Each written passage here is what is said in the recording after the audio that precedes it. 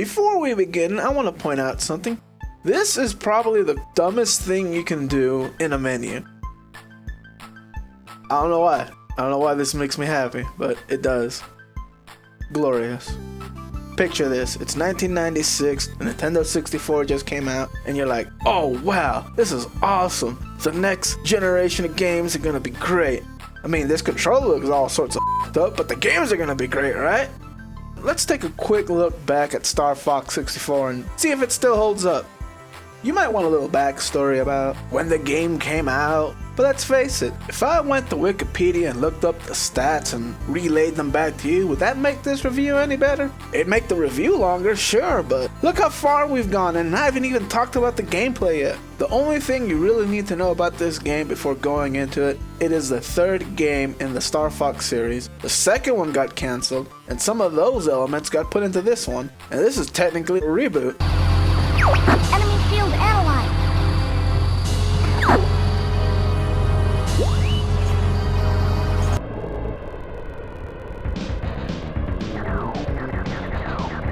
Wait a second. Starfox Zero is technically a reboot. What the hell, Nintendo? Get your shit together. Why are you telling the exact same story again for basically the third time? Anyway, after pushing start, the real menu shows up. It looks nice for what it is. I mean, it's not the greatest menu in the world, but it isn't a clusterfuck. I'd always just go to main game, because let's be real, who really cares about the options their first time playing? There's no V-Sync, there's no anti-alias, there ain't no mouse sensitivity, there's not even a mouse, it's a controller. A f***ed up controller. I probably went to training mode the first time, but it's been so long, I wonder how it looks like. Flying through the rings, huh? Did this inspire Superman 64? I mean, I can't be the only one who's starting to think that now, right? Look, you're flying through rings, and in that game you fly through rings. I mean, horribly, but anyway. Training mode's pretty good. It'll help you learn the controls. I mean, if you've never played a flying game before, you probably wouldn't know that holding back on the analog stick will make you go up, and pressing forward will make you go down. And if you had played a flying game and you didn't know that, the f***'s wrong with you? Are you one of those dumb b****s that inverts the controls? F*** you. Where was I? Oh yeah, let's dive into this f***er. The game starts off with the most sinful thing you can do in an action-based game. Reading. But you don't have to read it, there's voiceover. Corneria, fourth planet of the Lilat system. The evil Andros turned this once thriving system into a wasteland of near extinction. Why the f*** do you have a text scroll if you're gonna narrate over it? Why not have cutscenes? They don't have to be fully animated. Still images would work. You know what? It's not important. You can just skip it if you want. But if you really care about the story, here it is. There was an old Starfox team led by James McCloud, who, unsurprisingly, is Fox McCloud's father. Now, aside from James, there's also Peppy Hair, as well as this pig bastard. I know he has a name, but f*** this pig bastard. He betrayed James and Peppy. So from now on, he's Pig Bastard, alright? So Pig Bastard betrays Starfox. They were on planet Venom. They were gonna take out Andros, the evil scientist monkey, but it's a trap! It's been years since that happened, and now we're the head of our own Starfox team. We got Fox McCloud, Peppy Hair still here, old bastard. We got Slip It Toad, and we got Falco. The kind of last name is that? Whatever. The main reason we're here is to defeat Andros. He's attacking Corneria. Now let's do this. So the game starts you off on this planet. It's a really nice level to start you off on. Nothing's too crazy. You can go about this level at your own pace. Okay, that's a lie. Starfox 64 is an on-rail shooter. There's no going about your own pace. You can speed it up though. Or you can be fancy like me. Check this out. Oh shit. Oh. I've played this game before, I swear to I bet half of you out there are like, oh man, you f***ed up. Nah, you try using this weird trident of a controller. You saying I f***ed up? No, Nintendo f***ed up. F*** you, Nintendo. In all seriousness, the controls feel great. The analog stick is very responsive. The A button fires your laser. The B button launches a bomb. Use the C buttons in combination with the analog stick to perform different types of aerial maneuvers. there's no real need for me to explain what these maneuvers are. Peppy will explain it to you every chance he gets, and he'll never shut up about it. Use the brake! Use the booster cake! Do a barrel roll! Okay, first off, you. No, that's an aileron roll. You know what? Doesn't matter. Doesn't f***ing matter. I'm not gonna use the basis of improper terminology to make a video to talk shit about these characters or the company who made the game.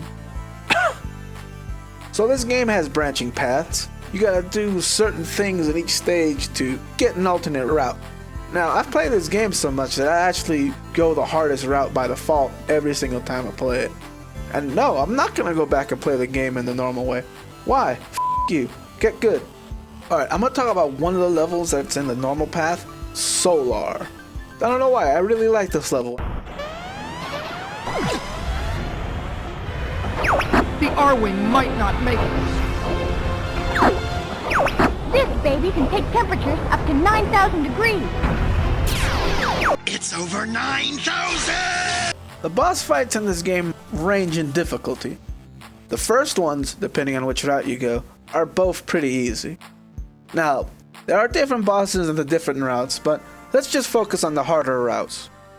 I feel that they're all easy. Well, except one or two, which I'll get to in just a moment. You might be thinking I'm saying it's easy because I've played the game before. Or, hear me out on this, Peppy will tell you the weakness of the boss every fight, while Slippy will analyze the boss and give you its health, and Falco will typically do something useful during the level. That was a close call, Fox. The only way you'll know any of this is if you keep them alive. But they made your teammates fucking retarded. They can't fend for themselves. I'm surprised they can feed themselves. You let alone fly a highly advanced aircraft in space. Look, I know that it's annoying to have to keep saving them, especially since they're supposed to be just as skilled of a pilot as you are. They're mercenaries. They should be able to fend for themselves. But, you know, it's for gameplay purposes.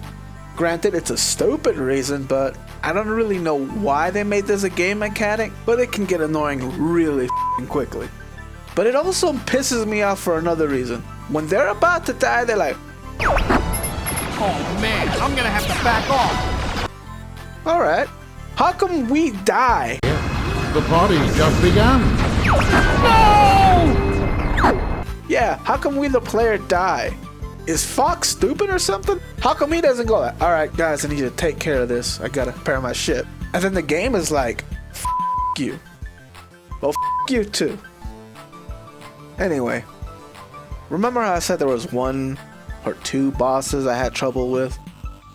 The first one is in Zonus, and it's only hard because I keep forgetting what I'm supposed to do when I get to the boss.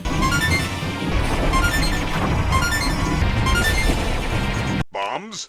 It's yours, my friend. And no, I'm not talking about those f***ing searchlights you gotta destroy.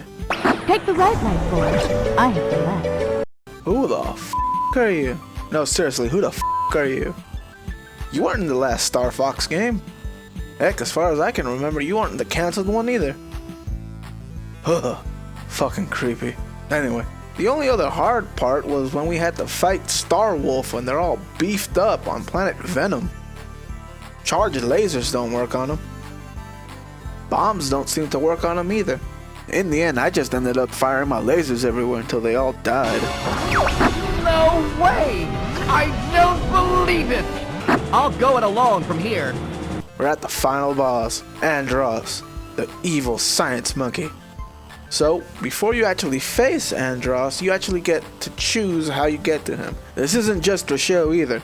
Depending on which corners you take, you'll get a different item. Either a bomb, or a life, or laser upgrades. Now, the reason why this boss isn't really a challenge is really simple. Shoot the eyes, shoot the palms, and if you need to, shoot a bomb in the mouth.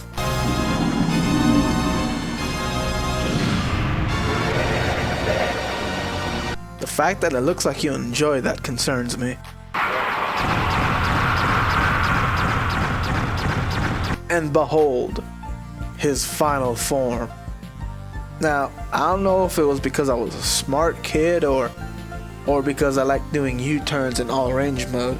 But basically you shoot 'em, U-turn, shoot 'em, U-turn. And that's it. You defeated Andross. If I go down, I'm taking you with me. Wait, what?